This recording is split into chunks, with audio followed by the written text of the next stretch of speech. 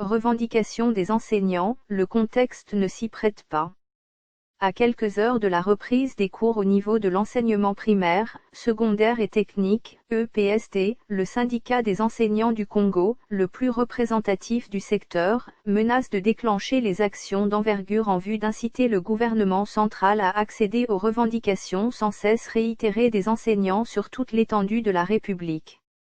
Dans une déclaration faite le mardi 28 juillet 2020, après l'évaluation de la situation, le SIECO dit constater la violation flagrante du protocole d'accord signé entre le gouvernement et le banc syndical et, cela, dans sa forme et son contenu.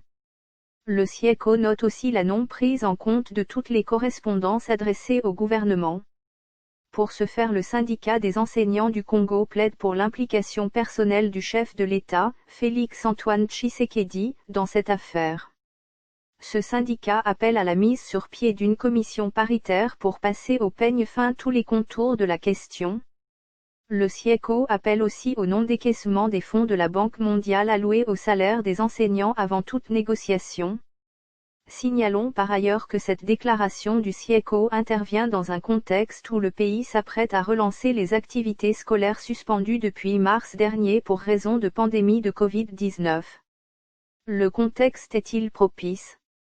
C'est vrai que ces revendications sont antérieures à la crise sanitaire liée à la pandémie de Covid-19 et les enseignants sont en droit de réclamer des améliorations salariales, surtout que c'est souvent le seul langage que comprend l'État employeur, mais il y a aussi lieu d'être de vrais patriotes qui comprenaient les temps et les saisons.